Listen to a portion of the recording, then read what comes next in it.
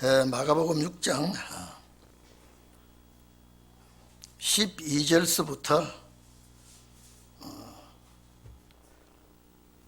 우리 합독합니다. 12절요 13절 우리 같이 합독하고 30절 같이 또 합독합니다. 34절까지 6장 12절서부터 13절 30절부터 34절 13절 우리 같이 합독하고 건너뜁니다. 12절 시작. 제자들이 나아가서 회개하라 전파하고 많은 귀신을 쫓아내며 많은 병인에게 기름을 발라 고치더라. 자, 또 30절부터 시작. 사도들이 예수께 모여 자기들의 행한 것과 가르친 것을 낱낱이 고하니 이르시되 너희는 따로 한적한 곳에 와서 잠깐 쉬어라 하시니 이는 오고 가는 사람이 많아 음식 먹을 겨를도 없음이라. 이에 배를 타고 따로 한적한 곳에 갈새 그 가는 것을 보고 많은 사람이 저희인 줄 안지라. 모든 고을로부터 도보로 그곳에 달려와 저희보다 먼저 갔더라. 예수께서 나오사 큰 무리를 보시고 그 목자 없는 양 같음을 인하여 불쌍히 여기사 이에 여러 가지로 가르치시더라. 아멘. 여러분 이리 좀 봅시다. 왜 이게 건너뛰었느냐 제가 좀 설명을 하고 여러분에게 말씀드리겠습니다. 제가 오늘 목이 잠겼는데 어제 그저께 오늘 어떻게 TV에 붉은 용의 세력 저거 좀 제거해달라고 하도 제가 이게 손을 지시해가면서 소리를 좀 질렀더니 목이 잠기네요. 왜 제가 그러냐면 이번 기회에 제사장 나라가 되는 우리 역사를 앞에 놓고 있기 때문에 꼭 하나님 제 기도 들으시고 제가 소리 지르는 거 주님 꼭 들어달라고 했는데 모르겠어요. 들어주면 제가 주님께 감사한다고 그랬어요. 자, 여러분 이리 좀 봅시다. 이 사복음서는 모든 역사가 목적은 신혼의 날의 종들을 위해서 이 말씀이 기록되고 저희들에게 전해지고 있다는 걸 아셔야 됩니다. 그러면 신혼의 날의 종들을 위해서 기록했다면 그 종들이 누구냐 이 말이에요. 신혼의 날의 종들이 누구냐, 앉아있는 여러분이에요. 그렇기 때문에 이 사복음서 말씀을 주님께서 같이 하셨지만은 우리는 나눌 줄 알아야 됩니다. 이 말씀이 어느 시대에 어떻게 이루어질 것인가를 우리는 알아야 되기 때문에 제자들을 통하여 하셨지만은 다 마지막에 우리들에게 해당되는 겁니다. 제자들을 앞에 놓고 되어질 일을 말씀하실 때에 그 제자들이 주인공이 아니라 신혼의 날에 마지막 날에 종들이 이 말씀의 역군들이 돼서 일할 것을 말하고 있습니다. 자, 여러분 예수님께서 12제자를 파송시켜서 보냅니다. 12제자를 파송시켜서 보낼 때에 아무것도 가지지 말라 그랬죠. 이거는 은혜시대 복음 역사가 아니라 그랬습니다. 그랬죠? 이거 은혜시대 복음 역사 아니에요. 은혜시대는 이렇게 복음 역사를 할 수가 없습니다. 이거는 신혼의 날에 복음 역사를 할 것을 우리가 해야 될 그들에게 먼저 보여준 겁니다. 우리가 할 일이에요. 그런데 제가 지난번에 말씀을 자세히 들었기 때문에 다시 재론하지 않고 이제 제자들이 막 나가서 복음을 전하고 그 상황을 주님께 보고를 합니다. 자, 예수님께서 제자들을 파송할 때에 병 고치는 은사도 주었고 말씀 전하는 은혜도 주고 다 주었습니다. 그래서 이제 예수님께서 말씀하신 대로 제자들이 나갔다 돌아와서 이제 백성들을 회개시키고 그리스도 앞으로 돌아오게 하고 많은 귀신을 쫓아냈다. 여러분, 이 귀신 쫓아내는 역사는 주님이 하셨죠. 제자들에게 맡겼습니다. 이 제자들이 이제 정말로 귀신을 쫓아내고 병을 고치고 이 역사를 사도들이 했습니다. 신운의 날에 할 것을 보여줬습니다. 마가복음 16장 가면 16장 17절에 보면 믿는 자에게 이런 표적이 따른다 그랬습니다. 믿는 자에게는, 거기는 뭐 은혜 시대나 신운의 날이나 나누지 않고 믿는 자에게는 이런 표적이 따르니니 저희가 내 이름으로 귀신을 쫓아내며, 그리스도 이름이에요. 귀신을 쫓아내며 새 방언을 말한다 그래서, 새 방언은 예언이에요. 우리가 일반 보통 우리가 방언이 아니라 이 새 방언은 예언이에요. 말씀의 예언의 방언입니다. 그리고 여기서 신운의 역사가 해당된다는 걸 알 수 있는데, 앞에 거는 은혜시대 때도 이런 일을 할 수 있지만 무슨 독을 마실지라도 해를 입지 않는다. 이거는요 이루어질 수가 없습니다. 신운의 역사가 아니면요. 무슨 독을 마실지라도 해를 입지 아니하며 병든 자에게 손을 얹게 되면 낫게 될 것이다. 이 신운의 역사도요 이렇게 됩니다. 이렇게 되고, 또 우리 야고보서 우리 아시죠? 5장 14절에 보면 너희 병든 자가 있느냐? 교회 장로들을 청할 것이요 그랬죠. 교회 장로들을 청할 것이요. 그들은 주의 이름으로 기름을 바르고 기도할지니 믿음의 기도는 병든 자를 구원하시리니 주께서 일으키리라. 그러면 종들이 일은 하지만은 병든 자를 일으키는 건 주님입니다. 병든 자에게 손을 얹으면 낫게 될 것이다. 그래서 혹시 죄를 범한 일이 있어서 이런 일이 있더라도 사심을 얻으리라. 그런 말씀을 야고보서에 기록이 되어 있죠. 그런데 오늘 여기에 제자들이 나가서 막 이제 회개운동을 시킵니다. 이건 뭐냐? 천국이 도래해졌다고 외치며 이제 회개하라고 그러죠. 귀신 쫓아냅니다. 많은 병인에게 기름을 발라 고친다. 여기 이건요 감람유를 바르고, 우리 그 야고보서도 기록되어 있죠. 5장에 기름을 바르고 이 감람나무 그 기름을 바르고 기도하라 이러는데, 신약 시대 우리 시대는 이거는 성령의 기름을 우리가 상징하는 것이죠. 그런데 자 기름을 발라 이 감람유입니다. 그때 역사적으로 보면은요 고치더라 그랬죠. 치유했습니다. 자 이래 좀 보세요. 이제 예수님께서 12제자를 파송해서 둘씩 파송해서 나가서 역사했죠. 역사한 그 제자들이 다 돌아옵니다. 다 돌아와서 예수님께 이제 30절부터 보고를 합니다. 30절부터 우리가 나가서 복음을 전파할 때 이런 일이 일어났습니다.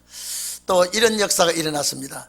보고하는데, 그러면 여러분 자 마가복음 6장 13절 하고 30절에 사도들이 예수께 모여 자기들의 행한 것과 가르친 것을 낱낱이 고한다 이래 돼 있죠. 그래 돼 있죠. 그 사이에 왜 요 14절서부터 28절까지 들어왔느냐, 요 사이에 그 13절에서 30절과 연결시키면 쭉 맞는데, 요 세례 요한 사건이 여기다 넣었습니다. 이 세례 요한 사건은 길을 여는 자는 반드시 순교한다는 그 대목을 여기서 찾아야 됩니다. 그래서 우리가 그냥 쭉 읽어도 되지만은 제가 가르치는 입장에서 6장 14절에서 29절까지는 세례 요한의 죽음을 삽입을 한 겁니다. 이해되시죠? 그 삽입한 거는 뭐냐? 이제 예수님의 길을 여는 자는, 제가 전에 늘 얘기했죠. 예수님은 말씀대로 이 땅에 오시면서 세례 요한이 예수님의, 여러분 세례 요한과 예수님과 친척가입니다. 세례 요한이 예수님보다 6개월 먼저 와서 예수님에 대해서 소개를 합니다. 길을 엽니다. 예수님을 뒤에 오신다고 길을 연 세례 요한은 결국 순교를 하게 됩니다. 그러나 너희들은 변화 성도가 되어야 되기 때문에 순교자의 이 노선은 아니라는 것을 여기서 삽입을 했습니다. 그러니까 여러분들은 꼭 변화 성도의 자리에 선자가 되기를 바랍니다. 그래서 삽입을 한 거라고 여러분 믿으시고 이제 14절을 이제 봅니다. 그 삽입된 말씀을 우리가 보는 것이죠.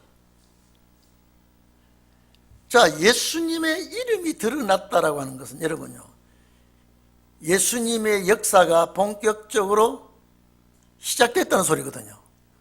그러면 예수님의 이름이 드러나기 시작하면 세례 요한의 사명은 끝이 납니다. 예수님의 역사를 소개하러 온 세례 요한이니까 이미 예수님이 역사하기 시작하면 세례 요한의 사명은 끝나게 되는 것입니다. 그러면 여기에 이 예수님의 그 이름이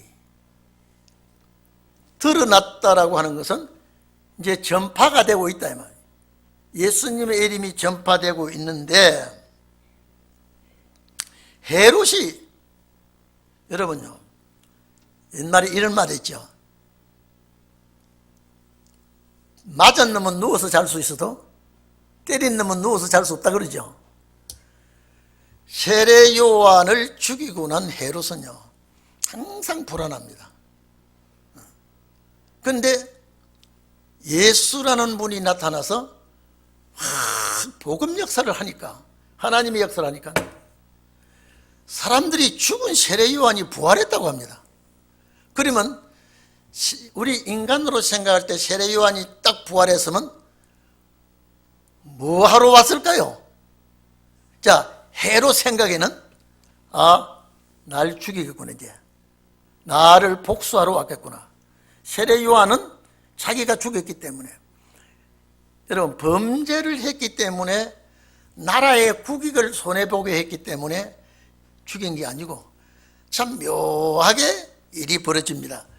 그래서 억울하게 지금 이 상황을 보면요, 우리가 그 당시에 있었다면요, 예수님도 마찬가지고요, 세례 요한도, 주님도 죽을 때 얼마나 가슴을 치고 복통을 치겠습니까?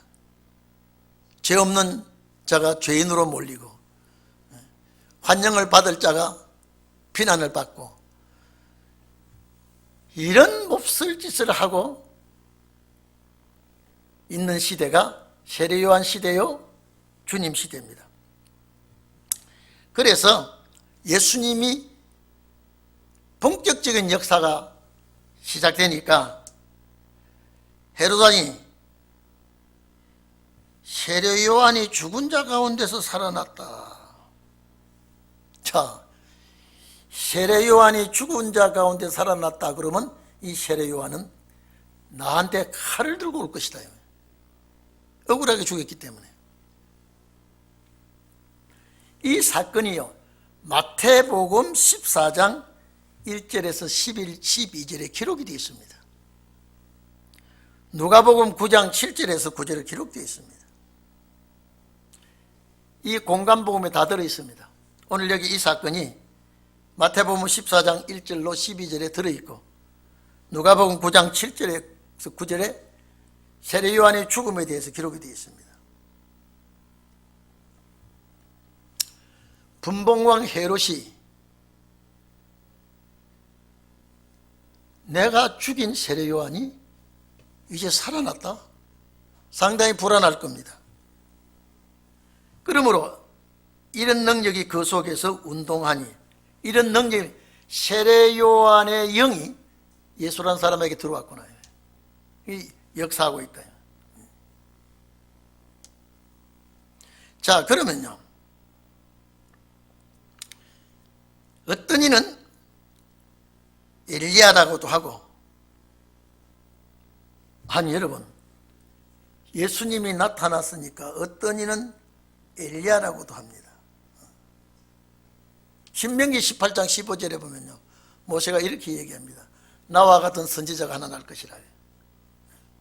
너희 중에서 나와 같은 선지자 하나가 나와서 너희를 그들 가운데로 인도할 것이다. 그러니까 항상 이두인들은 모세와 같은 선지자가 나타날 것을 신명기서 18장 15절에 염두에 두고 기다리고 있습니다. 그래서 예수님을 바로 알지 못하고 엘리야라고 말했대요. 또 어떤 이는 선지자라 그랬습니다. 어떤 이는 옛 선지자 중에 하나와 같다 이렇게 말했습니다. 그런데 이 헤롯 왕이 세례 요한을 내가 죽였는데 그 영이 들어가서 지금 이런 역사를 하고 있다. 사람들이 다 엘리야다, 이 사람이. 이 선지자다. 선지자 중에 한 사람이다. 이 혼돈을 하고 있습니다. 그래서 이 사건을 왜 키를 연 세례 요한이 이렇게 죽음을 당해야 됐느냐. 그래서 17절에 이 내용이 들어있습니다.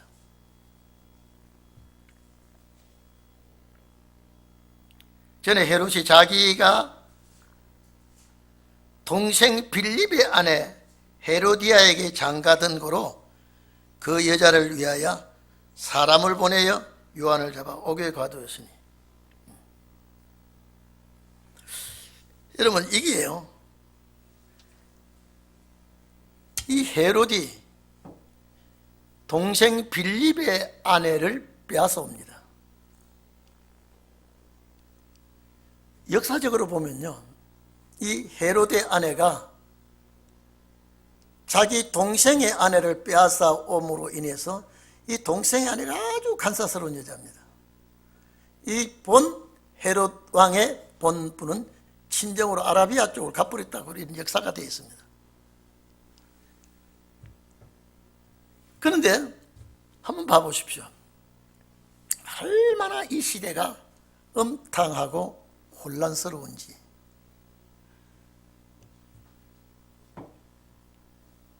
헤로디아가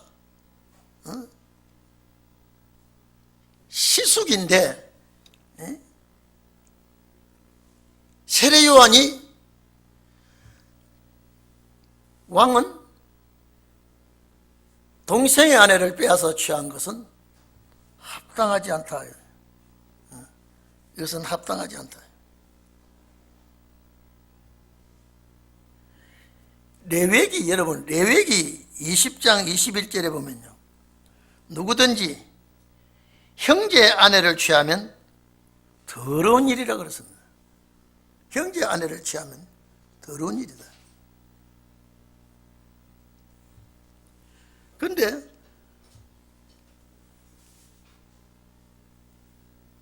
세례 요한이 왕의 잘못을 지적을 하니까 이 헤로디아와 왕은 세례 요한을 굉장히 싫어합니다.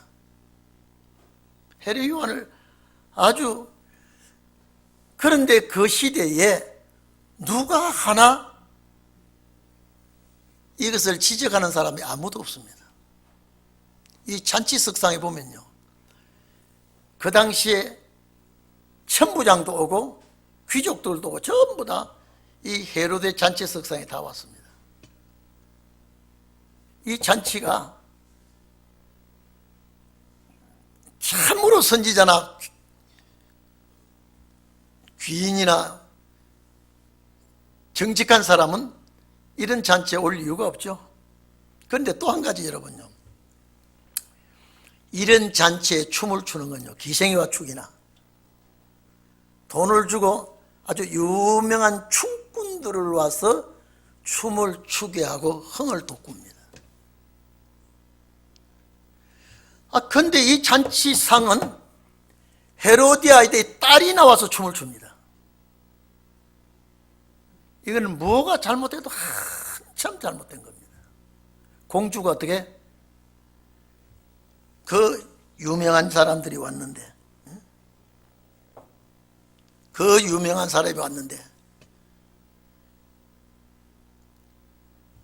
그는 춤을 추게 합니까? 이 춤은 아주 고전무용 이런 것도 아닙니다.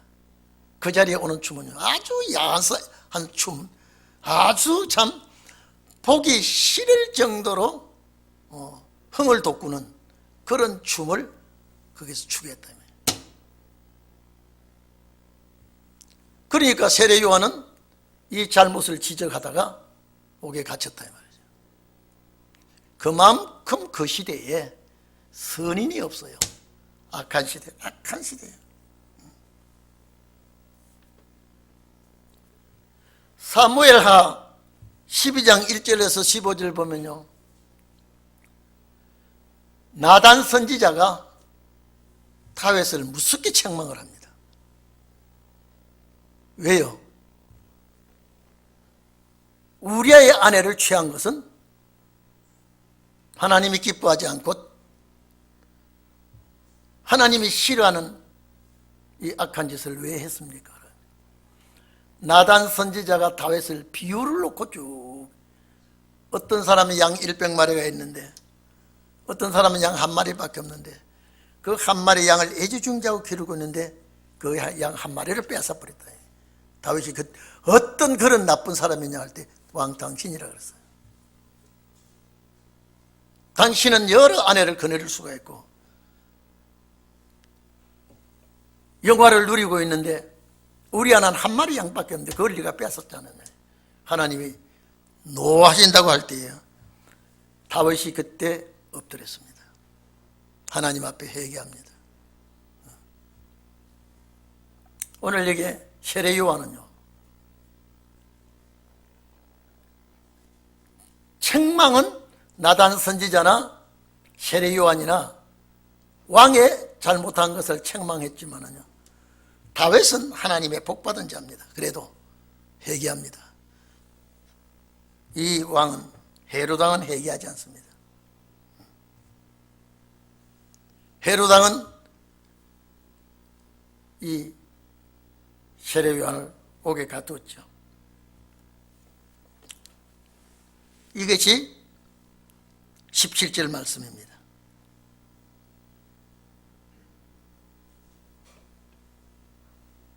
절대 왕은 이러면 이거는 용납할 수 없는 행위요, 잘못이다 이 말이에요. 그러니까 왕의 잘못을 지적하고 왕의 잘못을 책망한다고 옥에 가뒀죠. 여러분, 세례 요한은요, 제가 다음에도 여러분 말씀드릴 기회가 있지만은요, 예수님은 세례 요한을 엘리야라 그랬는데요, 엘리야 사명 아니에요. 앞으로 엘리야는 마지막 종들의 역사를 놓고 하는 겁니다. 자, 세례 요한이 죽임을 당한 것을 16절, 17절 쭉 설명을 합니다. 왜 세례 요한이 죽임을 당해야 되었느냐. 18절 세례 요한의 책망이 나오죠. 이는 요한이 헤로데에게 말하되 동생의 아내를 취한 것이 옳지 않다 하였습니다. 이 말 안 했으면 세례 요한이 오게 안 가죠. 아무도 그 시대에 이런 말을 하는 사람이 없었습니다.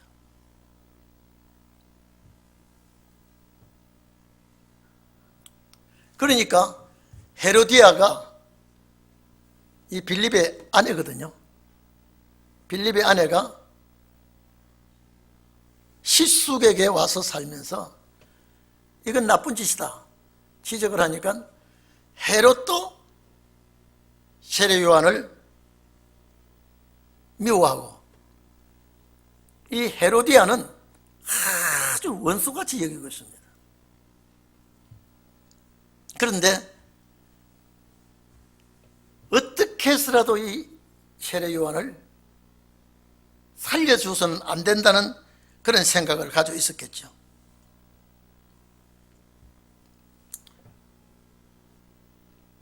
자, 19절 한번 봐보십시오.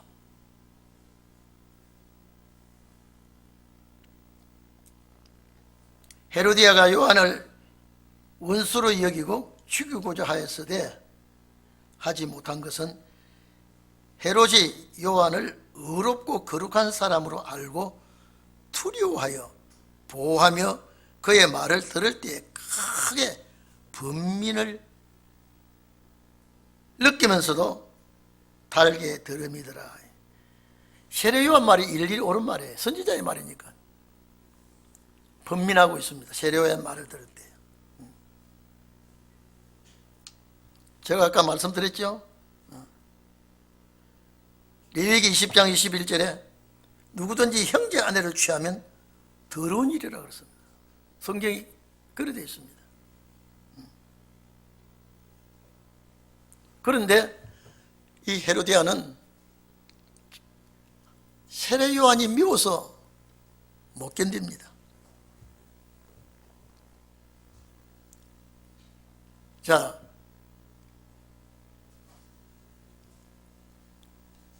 마침 기회가 좋은 날이 왔으니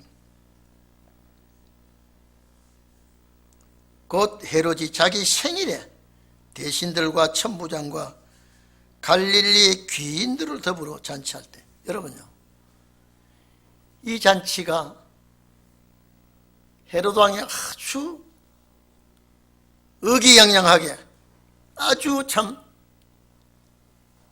네로라 하는 그 유명인 인사들을 불러놓고 대생일 잔치를 벌입니다. 여러분, 대신이라 그러면요, 그 시대에 관록이 있는 사람 아닙니까?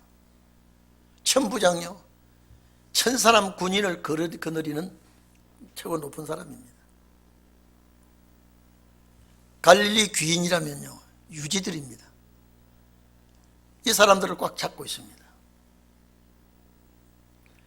이 사람들을 불러놓고 대연회를, 잔치를 열죠.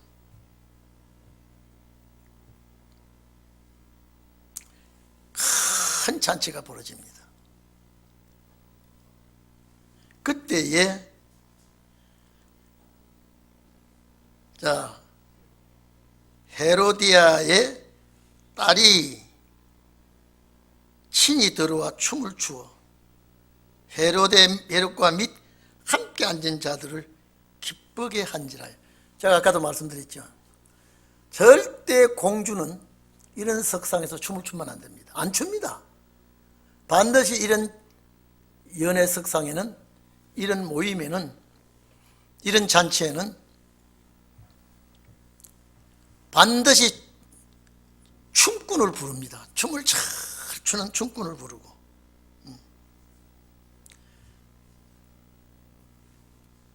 기생이나 유명한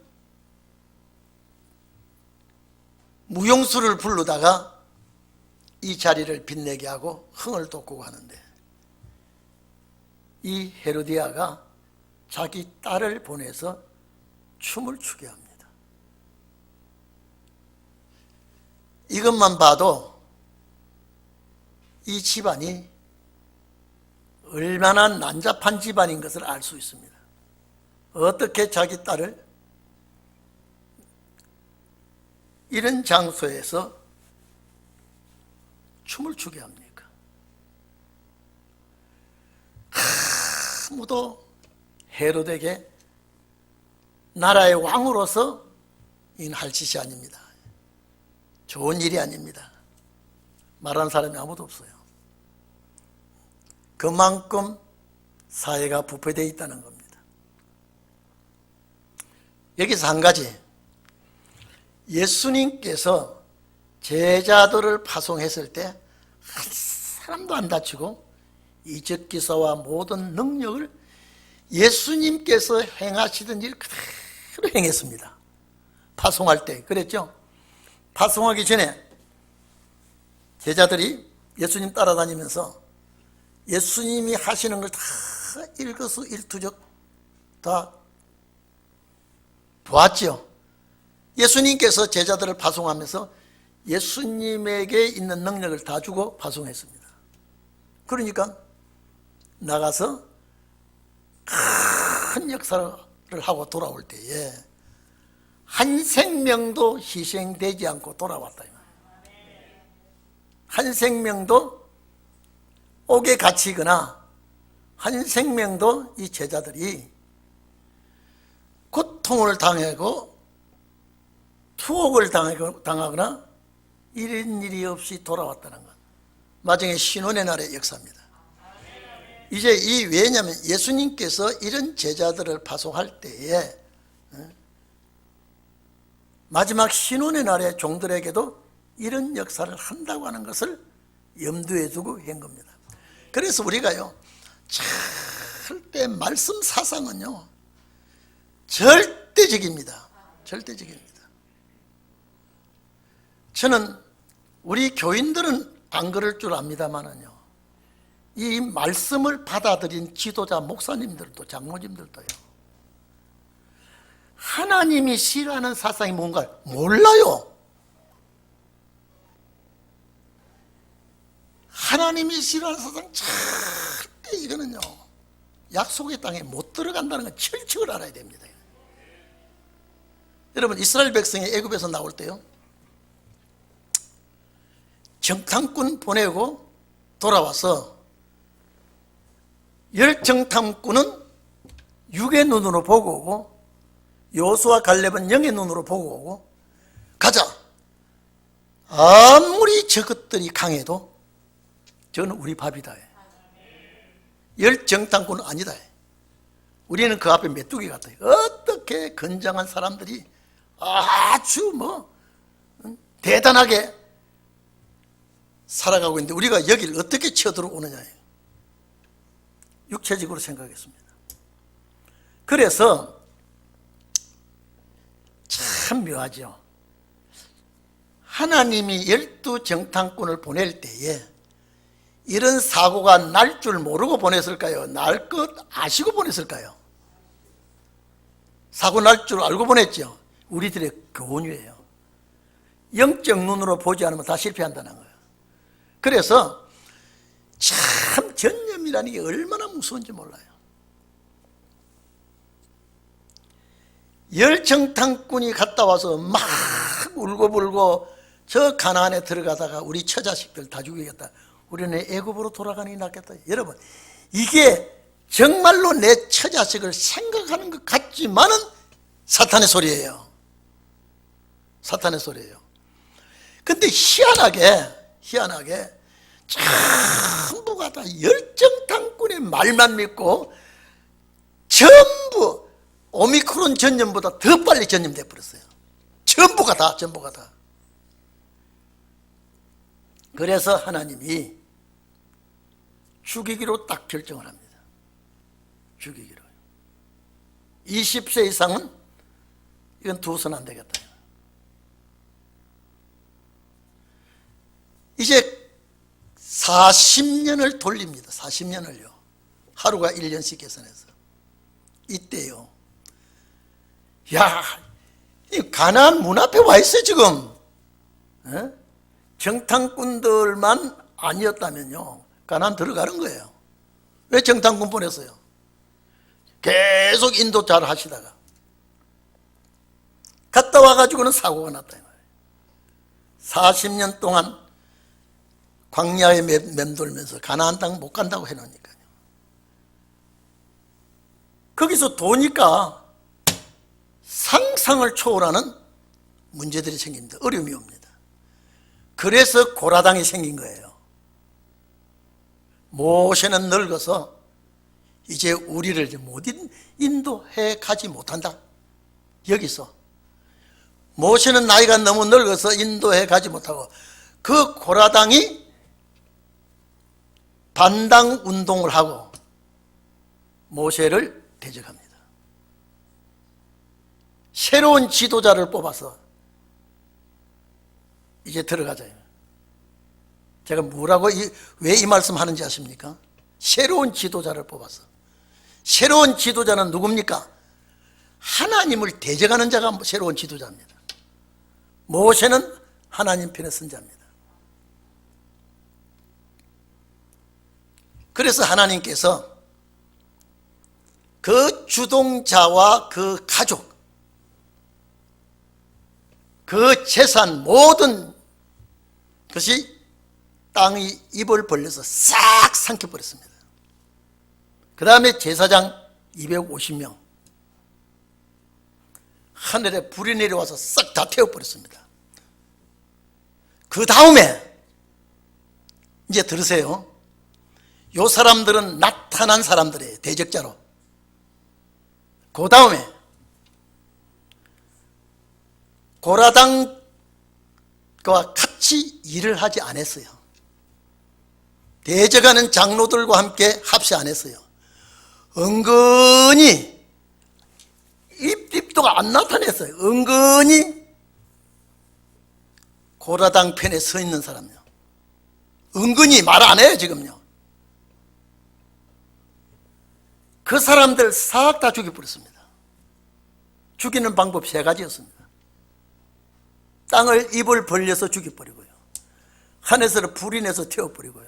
그 나머지 누가 몰라 어머니 고라당 사상이 들어온 사람 다 죽여버렸습니다. 그런데도 고라의 자손 중에도 합세하는 자손이 살아남아서 후손을 이루면서 시편에 고라 자손의 시가 나오죠.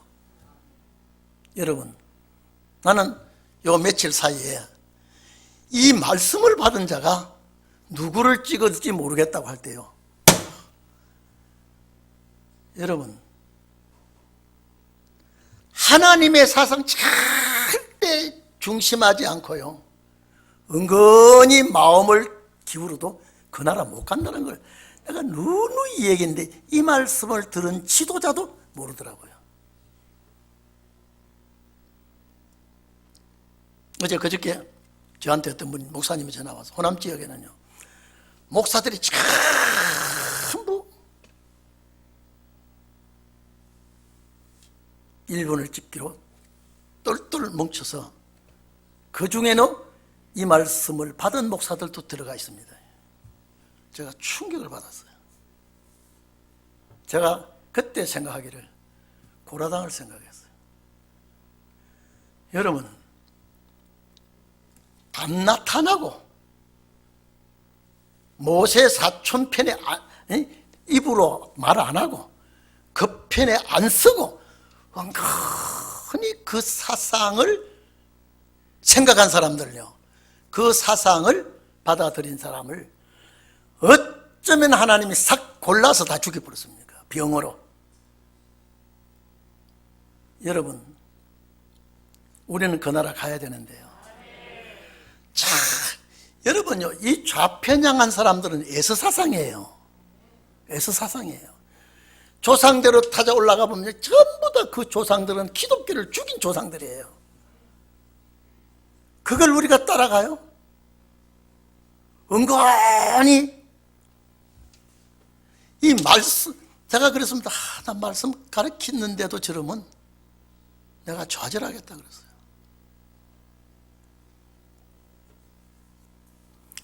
이 사람을 찍으려니까 이세벨 같고, 이 사람을 찍으려니까 도둑놈 같고, 점수 사기꾼이고, 그래서 못 찍겠다고. 목사님들이 그래요, 저한테 이제. 그래서 내가 그랬어요. 어떻게 배우고 어떻게 가르칠게? 어떻게 가르칠게? 그 사상을 내가 좋아해?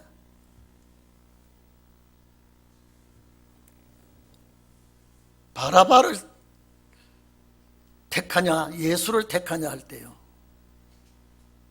많은 사람들이 바라바를 택했어요.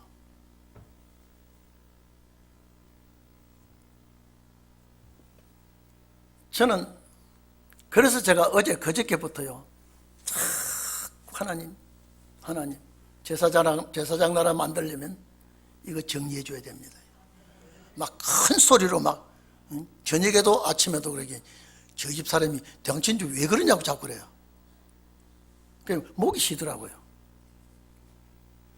한번 집에 누가 있습니까? 나 혼자 소리를 지르고 막. 저는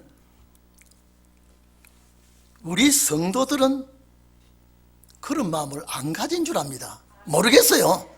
사람 마음은 모르겠지만은요, 제가 가르칠 때 그렇게 안 가르쳤기 때문에 안 걸으리라고 보죠. 오늘 여기 보니까요, 세례 요한이 여기 입만 닫아버렸으면요, 왜 젊은 나이에 왜 죽습니까? 왜 죽습니까?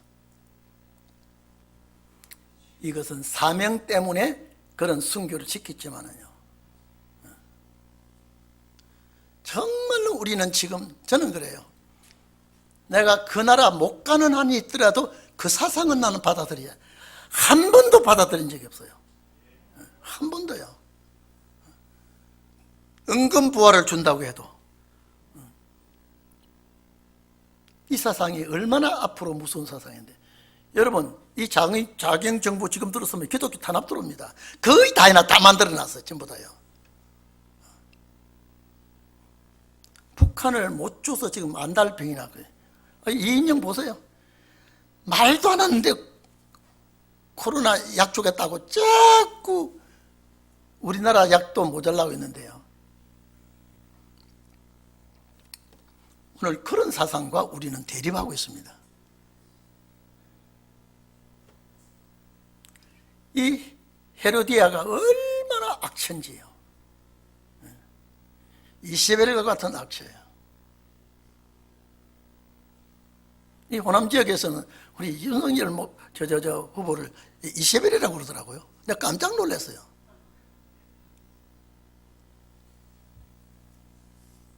그 목사들이 똘똘 뭉쳐서 이세벨을 찍으면 안 된다고 그래가지고 저거 한다고 그래. 이세벨이 어떤 사람인데, 이세벨이요.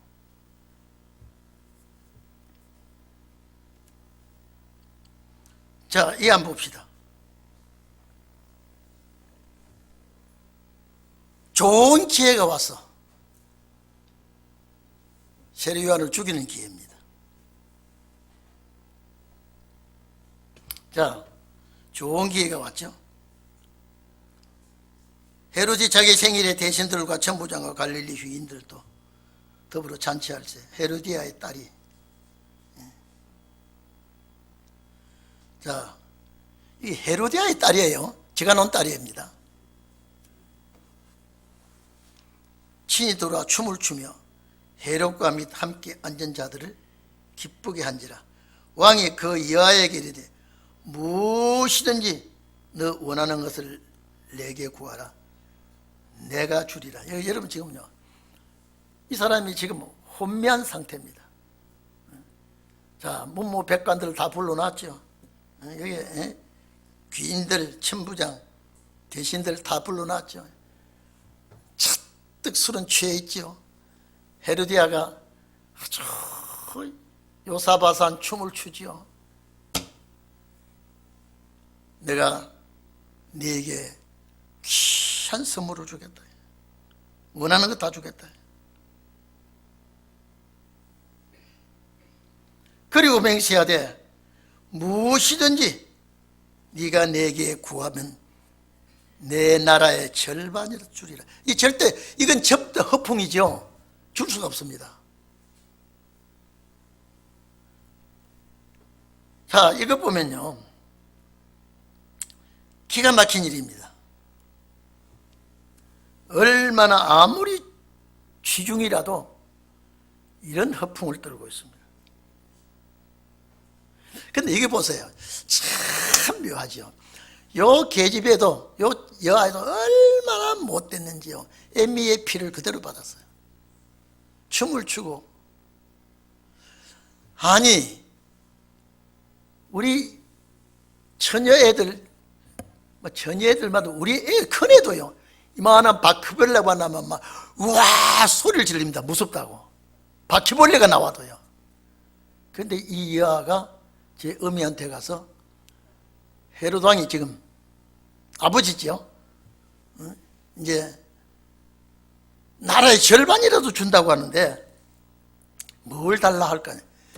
요게 춤을 추다가 제 애미한테 가서 그 의논할 정도면요.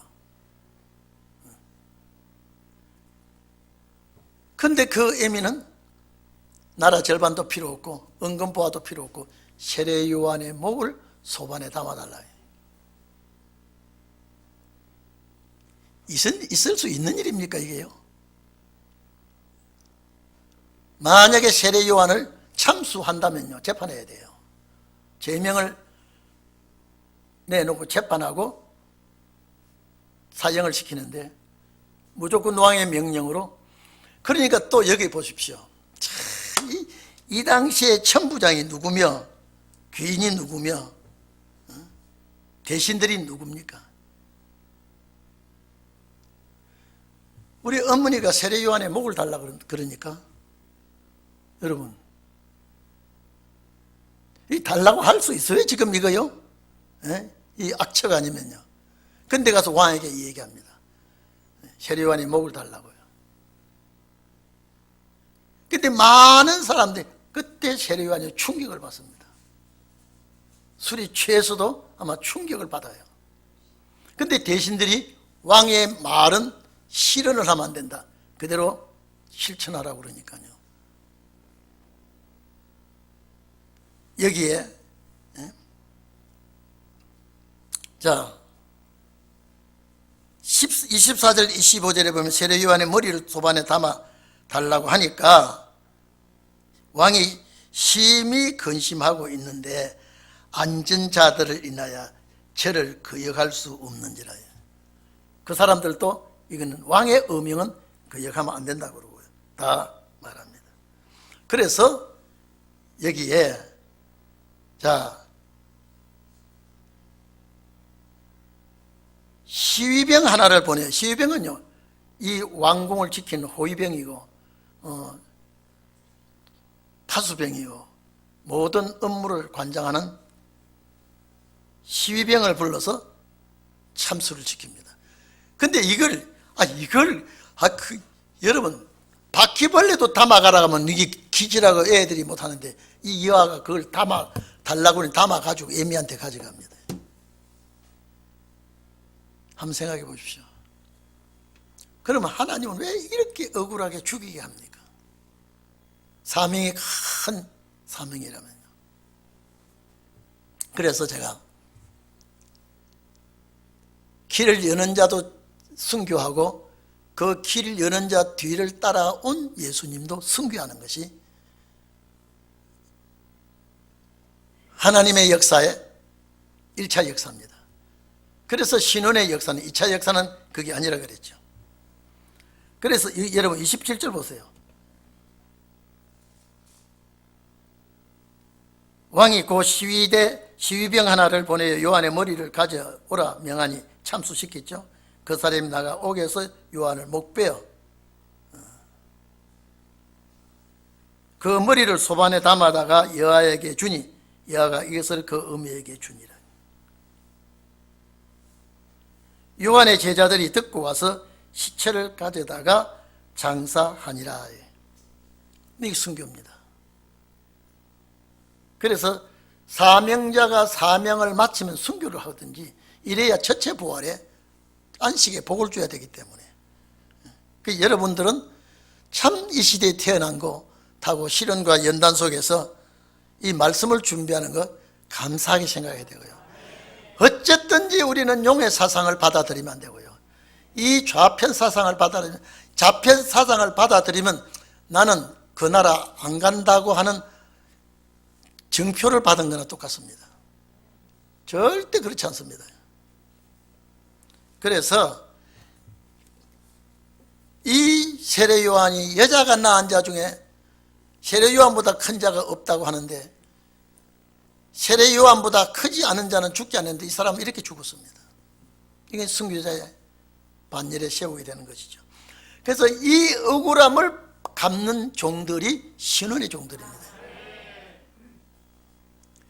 그리고 이제 30절에 제자들이 역사한 그것을 주님께 보고합니다. 맞죠? 그 사이에 끼어 넣은 겁니다. 그 사이에. 그래서 오늘 여러분들은 이렇게 보시고 그 다음에 이제 오병여의 잔치를 주님이 하십니다. 5,000명이나 먹이는 이런 놀라운 역사를 하는데 이것도 신혼의 종들이 말씀의 떡을 먹이는 역사를 또 보여주는 거예요. 그래서 여러분은 어쨌든지 변화성도의 반열에 서는 자가 되기를 바라고요. 하나님이 싫어하는 것, 여러분요, 싫어하는 사상 이거는 내가 결정을 할 수 있어요. 다른 거는 내가 약해서 다 넘어가고 하지만은 하나님이 싫어하는 붉은 용의 사상은 절대 이거는 내가 용납할 수 없다고 하면 할 수 있는 거예요. 이거는요. 그 나라 가기가 이것 때문에 못 간다 그러면 얼마나 억울합니까? 이건 아예 안 돼. 이건 아예 안 되는 거예요. 이거는요. 그런 자들을 그 나라 보낼 수는 절대 없습니다. 우리 기도하십시다. 다 같이 기도하겠습니다.